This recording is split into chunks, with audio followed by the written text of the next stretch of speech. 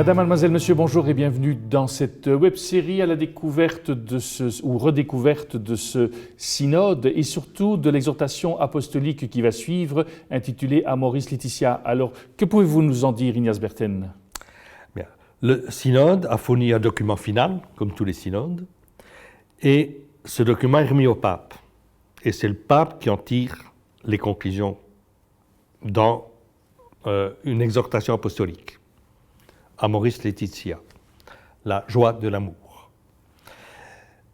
Alors je pense que là, c'est vraiment un grand document. Le pape cite très largement les conclusions du synode, y compris les conclusions de la première phase qui étaient parfois un peu plus ouvertes que celles de la seconde, donc il choisit. Et, disons, propose un texte très développé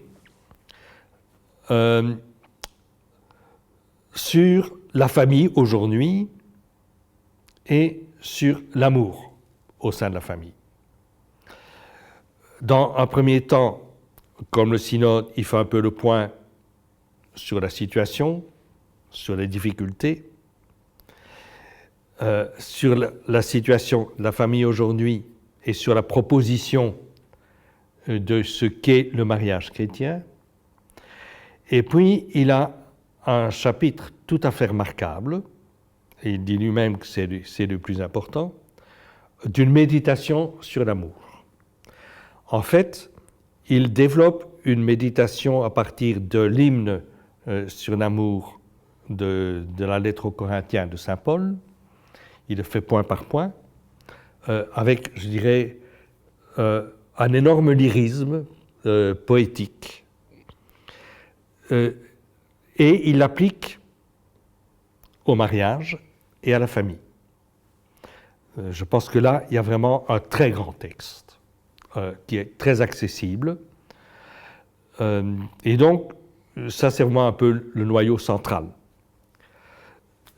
Avec aussi quelque chose de tout à fait nouveau, parce qu'il continue à développer les choses après.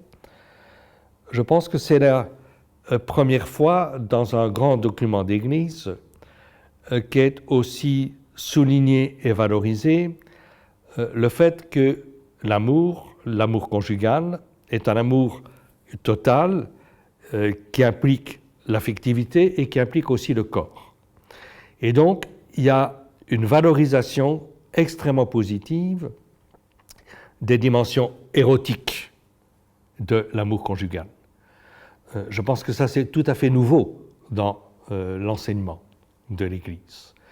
Et donc, il y a à travers l'ensemble du document, je trouve, un très grand souffle qui rappelle, et là on touche la doctrine classique du mariage, les valeurs de l'amour réciproque, de la fidélité, de l'ouverture à la vie, l'accueil des enfants, en disant bien qu'il est important que l'Église continue à proposer cela.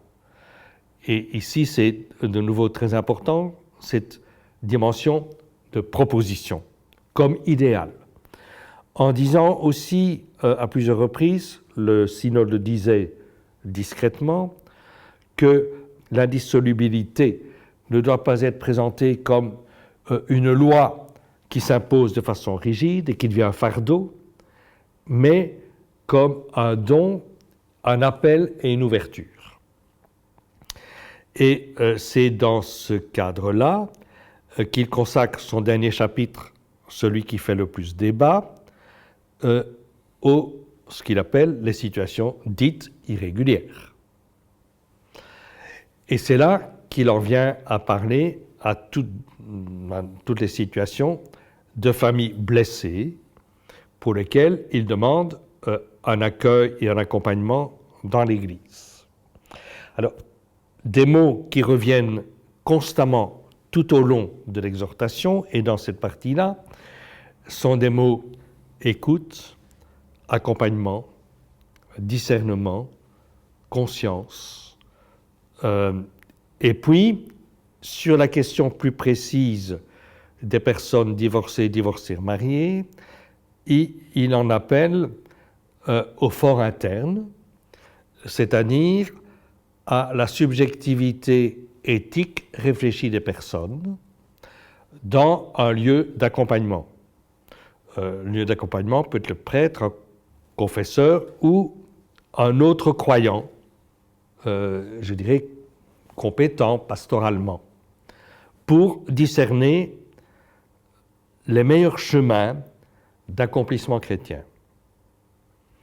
Alors, il ne dit jamais, à aucun moment, qu'il faut accueillir à l'Eucharistie les divorcés mariés. Il ne le dit pas. Ce qu'il dit, c'est que tous les sacrements doivent être offerts à tous les croyants comme source et appui pour leur vie. Et donc c'est indirectement qu'il ouvre les choses. Le travail du synode, dans sa conclusion finale, a été extrêmement marqué par l'apport du groupe allemand. Et dans ce groupe allemand, il y avait précisément les cardinaux Kasper et Marx pour l'ouverture, le cardinal Müller contre, et puis le cardinal Schönborn, qui est l'archevêque de Vienne, qui, semble-t-il, a été celui qui a permis qu'on arrive à, je dirais, un apport unanime au sein du synode, mais un apport théologiquement très développé. Et le résultat du synode est très marqué par cela, par cet apport des évêques allemands. Et c'est largement repris dans l'exhortation du pape. Et donc, le pape, je pense, n'a pas voulu directement se prononcer en suggérant les choses et en renvoyant par là les choses dans sa propre perspective aux conférences épiscopales. Certaines conférences se doivent exprimer positivement, d'autres, comme la conférence épiscopale de Pologne, a dit « le document n'a rien changé ». Et là, on voit dans les interprétations les mêmes confrontations. Le cardinal Müller va et proclame partout « rien n'a changé ». Le cardinal Marx dit « il y a ouverture ». Et officiellement, la conférence épiscopale d'Allemagne a dit « il y a ouverture » et s'est engagée à publier un document qui va dans ce sens-là. Les évêques de la région du Buenos Aires, la région où le pape était archevêque, ont publié un très intéressant document disant les conditions pour lesquelles, à partir desquelles on peut accueillir des divorcés mariés à l'Eucharistie. Et le pape François a dit publiquement, il y a une lettre qui a été publiée, il a remercié les évêques et dit ça, c'est la véritable interprétation d'Amoris Laetitia. De même, le cardinal vicaire de Rome, c'est-à-dire celui qui, au nom du pape, gère le diocèse de Rome, a publié aussi un document d'ouverture. Par contre, le cardinal archevêque de Florence, lui, a dit rien n'est ouvert. Et donc, on voit à l'heure actuelle cette difficulté de positions très très différentes qui devront être négociées et gérées. Mais l'intérêt, c'est que tout un travail théologique a été fait entre les deux synodes sur ces questions, en collaboration avec les évêques, et que cela se poursuit maintenant. Alors, finalement, peut-être une question un peu étrange, mais ce pape, c'est un hérétique ou pas? Ah, évidemment, je ne pense pas. Je pense que c'est un pape fondamentalement évangélique, mais une minorité ne se prive pas de déclarer qu'il est hérétique. Un groupe de 4 cardinaux a publié il y a 2 mois, plus ou moins, un document dans lequel ils expriment ce qu'ils appellent 4 doutes. Ces 4 questions adressées au pape, auxquelles il lui demande de répondre oui ou non. à propos de divorcer et marier. S'il répond oui à la manière dont formule les questions, il se met en contradiction avec Jean-Paul II. S'il répond non, il se dédie. C'est comme les pharisiens qui demandent à Jésus si on a pour à César. S'il répond oui ou s'il répond non, de toute façon, on lui donne tort. Le pape François a refusé de répondre. Mais c'est public, et ce n'est pas le seul type de document qui met en cause, je dirais, l'orthodoxie du pape.